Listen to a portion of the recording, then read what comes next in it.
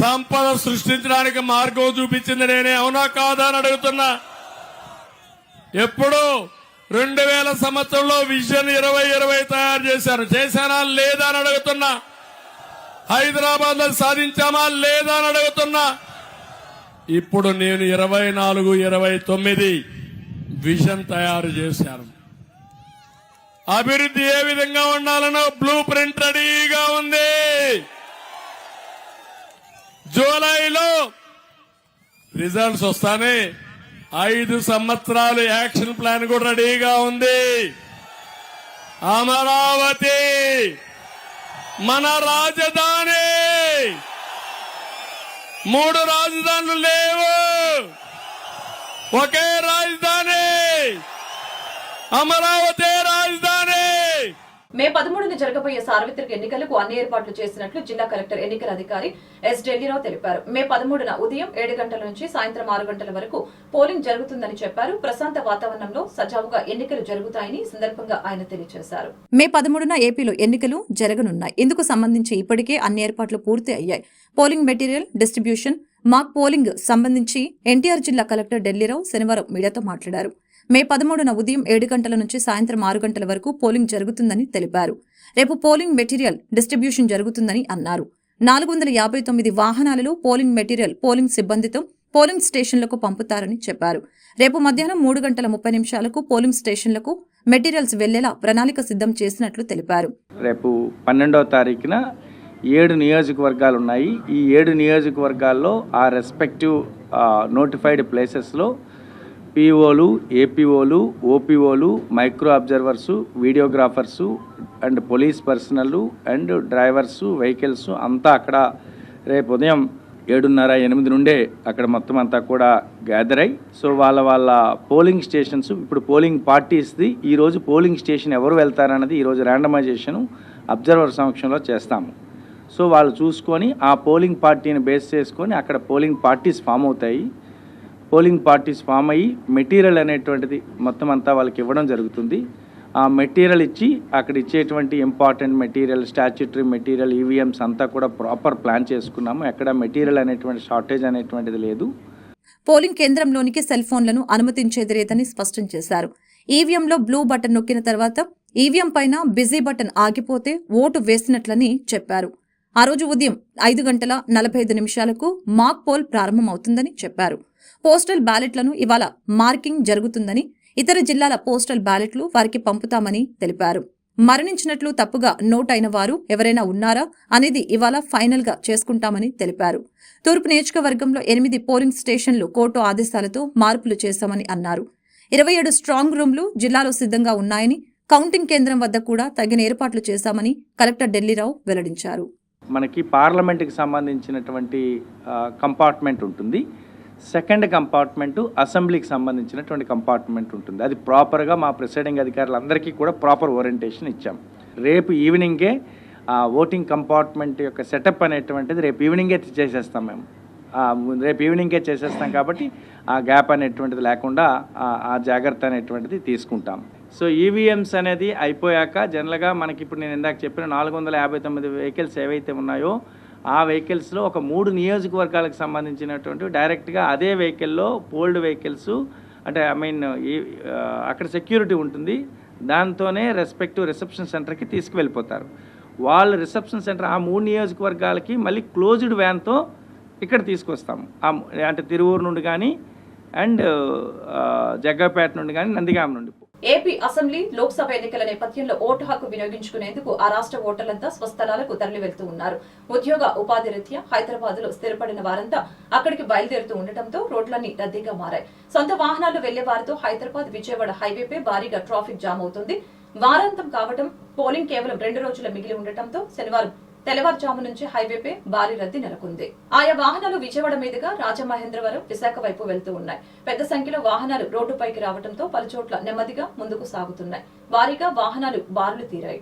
ఆంధ్రప్రదేశ్ లో సోమవారం ఈ నెల 13న జరగబోయే అసెంబ్లీ, లోక్సభ ఎన్నికలకు పోస్టల్ బ్యాలెట్ పోలింగ్ ముగిసింది.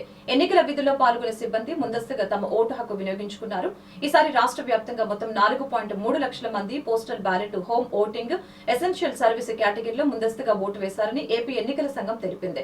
2019 ఎన్నికలతో పోలిస్తే ముందస్తు ఓటింగ్ 3.5 రెట్లు ఎక్కువగా నమోదైనట్లు పేర్కొంది. ముందస్తుగా ఓటు వేసిన వాళ్లలో 1.2 లక్షల మంది సచివాలయ ఉద్యోగులు, 2 లక్షల ఇతర ప్రభుత్వ ఉద్యోగులు, 40,000 మంది పోలీసు అధికారులు కాగా హోమ్ ఓటింగ్ 28,000 మంది, ఎసెన్షియల్ సర్వీస్ కేటగిరీ కింద 31,000 మంది పోస్టల్ బ్యాలెట్ ఆప్షన్ ను వినియోగించుకున్నారు. ఎన్నికలు ప్రశాంతంగా జరుగుతాయి. This is election commission's work. We have made all the arrangements. I can assure you that we will ఈసారి యాజ్ ఐ సెడ్ 100 కంపెనీస్ ఎక్కువ తెప్పించాము. లాస్ట్ టైం 197 వచ్చింది, ఈసారి 295. ఇంకా ట్రై చేస్తున్నాము. ఇంకా 10-15 కంపెనీస్ రావచ్చు. వస్తే ఇంకా మంచిది. But the type of arrangement this type we have never done. ఇంతకుముందు ఎప్పుడూ చేయలేదు. ప్రతి జిల్లాకి ఒక పోలీస్ అబ్జర్వర్ ఉన్నారు, స్టేట్కి 3 అబ్జర్వర్ ఉన్నారు. ఎంతమంది పోలీస్ వాళ్ళు మీరు రోజు చేస్తూ ఉంటారు. So we're taking action. Not only police but almost 125 people వేరే డిపార్ట్మెంట్ వాళ్ళని కూడా సస్పెండ్ చేసి పారేసాం, కేసు కూడా పెట్టేశాం. We're very strict this time. And then again 12,000 critical polling స్టేషన్లో ఎనీవే మైక్రో అబ్జర్వర్ ఉంటారు, సెంట్రల్ ఫోర్సెస్ ఉంటాయి, తర్వాత వెబ్ కాస్టింగ్ ఉంటుంది. 46,000లో 34,000 పోలింగ్ స్టేషన్ డైరెక్ట్గా లైవ్ టీవీ లాగే మనం వెబ్ కాస్టింగ్ పెడుతున్నాం. ఎక్కడ ఏం జరుగుతుంది మనకు తెలుస్తుంది. మారుతున్న కాలానికి అనుగుణంగా ప్రతి మనిషి ఆహారపు అలవాట్లను మార్చుకోవటం వలన మానవ శరీరం వివిధ అనారోగ్యాల బారిన పడుతూ ఉంది. ఆ అనారోగ్యాలను తగ్గించుకోవటానికి పాత ఆహారపు అలవాట్లను మన ముందుకు తెచ్చింది స్తంభాల గరువులోని తెరువనెల్లి తాటిబెల్లం కాఫీ రెస్టారెంట్. ఈ రెస్టారెంట్ ను ప్రముఖ హీరో సుమన్, మంత్రి విడుదల రజని ప్రారంభించారు. ఈ సందర్భంగా హీరో సుమన్ మాట్లాడారు. ఈ కాలంలో అందరూ జంక్ ఫుడ్ కి అలవాటు పడటంతో ఊబకాయం, షుగర్, బీపీ పలు అనారోగ్యాల వలన చాలా ఇబ్బందులు పడుతున్నారు. మిల్లెట్ ఆహారం ఆరోగ్యానికి ఎంతో మేలు చేస్తోంది. శరీరానికి తాటిబెల్లం కాఫీ ఎంతో మేలు చేస్తుందని తెలిపారు.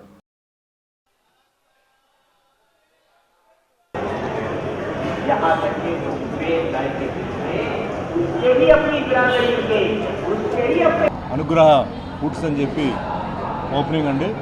అంటే ఇక్కడ స్వీట్స్ ఉన్నాయి కానీ ఇక్కడ ఉన్న ఒక కాన్సెప్ట్ ఏంటంటే ఈ తాటి బెల్లంతో వాటితో ఏంటంటే ముఖ్యంగా అది తిరునెల్వేలి, చెన్నై, తమిళనాడు నుంచి అది తెప్పించి ఇక్కడ ఆ స్వీట్స్ తయారు చేస్తాం.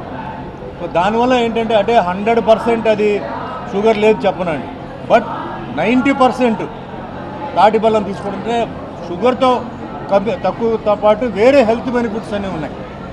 ఈ తాటి బెల్లం వాటితో ఏంటంటే అట్ ది సేమ్ టైం మనంతా మనుషులుగా పుట్టిన తర్వాత మళ్ళీ అసలు టోటల్గా మానేసి ఏదో ఆ ఆశ్రమంలో ఉన్నట్టు లేకపోతే ఏదైనా డయట్ కంట్రోల్ దీనికి వెళ్ళినట్టు కాకుండా కొంచెం ఎంజాయ్ చేయాలని చెప్పి ఆయన చేయడం జరిగింది.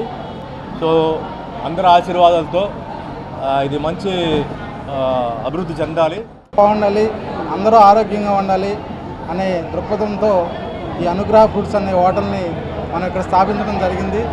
మరి ఈ హోటల్ ఓపెనింగ్కి మా అన్నయ్య సుమన్ గారు రావటం నాకు చాలా ఆనందంగా ఉంది. మరి నేను ఏ కార్యక్రమం చేసినా సరే ఆయన ఎప్పుడు కూడా ఆయన సహాయ సహకారాలు ఎప్పుడు కూడా నాకు అందిస్తారు. ఆయన ఎప్పుడు కూడా నేను కృతజ్ఞతా భావంతో ఉంటాను.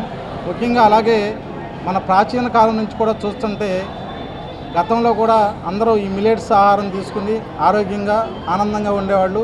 మరి ఇప్పుడున్న పాశ్చాత్య కాలంలో ఇప్పుడున్న ఫుడ్స్ తీసుకోవటం మూలంగా షుగర్లు, బీపీలు, హార్ట్ అటాక్లు అన్నీ కూడా రావడం జరుగుతుంది.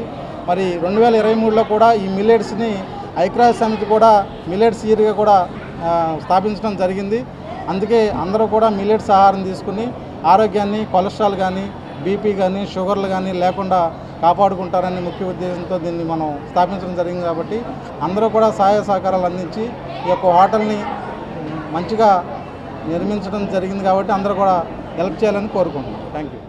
శుక్రవారం సాయంత్రం భారతీయ జనతా పార్టీ తూర్పు నియోజకవర్గం 6వ మండలంలో ఎన్డీఏ కూటమి బలపరిచిన తెలుగుదేశం పార్టీ పార్లమెంట్ అభ్యర్థి గౌరవనీయులు పెమ్మసాని చంద్రశేఖర్ మరియు తూర్పు నియోజకవర్గ శాసనసభ అభ్యర్థి మహమ్మద్ నజీర్ మద్దతుగా గుంటూరు తూర్పు కొత్తపేటలో ప్రచార కార్యక్రమం నిర్వహించారు.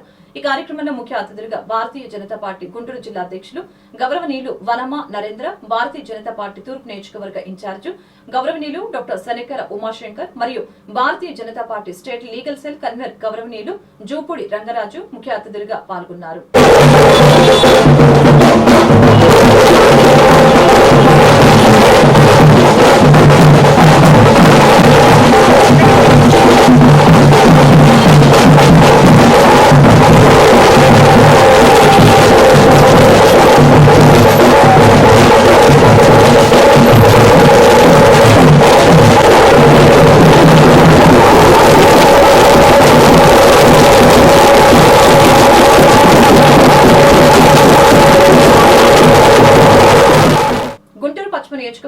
గూడూరు నాని ఆధ్వర్యంలో ముదిరాజులతో ఆత్మీయ సమావేశం కార్యక్రమం ఏటి అగ్రహారం పోలేరమ్మ తల్లి గుడి నందు జరిగింది. ఈ కార్యక్రమానికి పశ్చిమ నియోజకవర్గ వైఎస్ఆర్సీపీ ఎమ్మెల్యే అభ్యర్థి విడుదల రజని, ఎమ్మెల్సీ లీలాపిరెడ్డి, ఎమ్మెల్సీ చంద్రగిరి ఏసురత్నం హాజరై ముదిరాజులకు అన్ని వేళల అండగా ఉంటామని భరోసా ఇచ్చారు. ఈ కార్యక్రమానికి హాజరైన ముఖ్య నాయకులు మాట్లాడారు. గుంటూరులో తాటిబెల్లం మిల్లెట్స్ ఫుడ్ షాపు ప్రారంభోత్సవంలో పాల్గొన్న సినీ నటుడు సుమన్ ప్రస్తుత రాజకీయం గురించి మాట్లాడారు. బీసీ సామాజిక వర్గం అభివృద్ధి కోసం వైసీపీలో ఎక్కువ సీట్లు కేటాయించారు. చంద్రబాబు నాయుడు, పవన్ కళ్యాణ్లు మిగతా సామాజిక వర్గాల గురించి కూడా ఆలోచించాలి. బీజేపీ పార్టీ కేవలం హిందూ పార్టీగానే ముద్రపడిపోయింది. దేశాన్ని కాపాడుతున్న సైనికుల భూములు కాపాడే వారెవరూ లేరు అని తెలిపారు. వారి కోసం ఈ రాజకీయ పార్టీలు ఏం చేస్తారో చెప్పాలని కోరారు. కరోనా సమయంలో జగన్మోహన్ రెడ్డి, వైఎస్ఆర్సీపీ ప్రభుత్వం చాలా చక్కగా పనిచేస్తారని అన్నారు. ఆ సమయంలో సేవ చేసిన వారి కుటుంబాలకు న్యాయం చేయాలి. ఉద్యోగం చేసి మహిళలకి ఆ 3 రోజుల పాటు సెలవు ఇచ్చి జీతం ఇవ్వాలి. నేను ఒక పార్టీ కోసమే చెప్పటం లేదు, అందరూ నాకు కావాలని పేర్కొన్నారు. గుంటూరు చుట్టుకుంట పోలేరమ్మ తల్లి దేవాలయం ఆవరణలో గుంటూరు పశ్చిమ నియోజకవర్గ ముదిరాజులందరం కూడా ఆత్మీయ సమ్మేళనం జరుపుకోవడం జరిగింది. ఈ సమ్మేళనం యొక్క ముఖ్య ఉద్దేశం గౌరవ ముఖ్యమంత్రి గారు మా ముదిరాజ్ ఆడబిడ్డ అయినటువంటి విడుదల రజనమ్మ గారికి గుంటూరు పశ్చిమ నియోజకవర్గ ఎమ్మెల్యే అభ్యర్థిగా కేటాయించడం జరిగింది.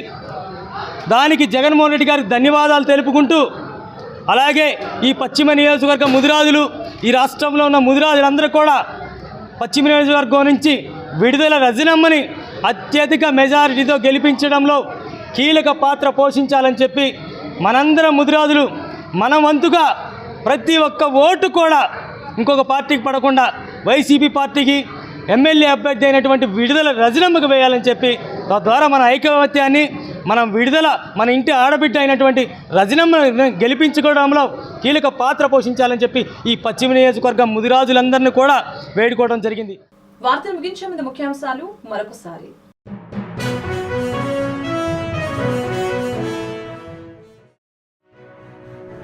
హనుమాన్ ఆలయాన్ని సందర్శించిన కేజ్రీవాల్, భార్యతో కలిసి ప్రత్యేక పూజలు.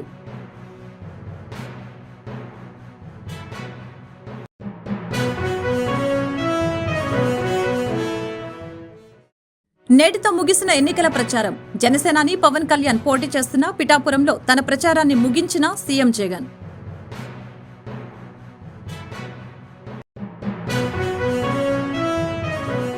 మే 13న జరగబోయే సార్వత్రిక ఎన్నికలకు అన్ని ఏర్పాట్లు పూర్తి చేసినట్లు జిల్లా కలెక్టర్ ఎన్నికల అధికారి ఎస్ ఢిల్లీరావు వెల్లడి. మే 13న ఉదయం 7 గంటల నుంచి సాయంత్రం 6 గంటల వరకు పోలింగ్ జరుగుతుందని స్పష్టీకరణ.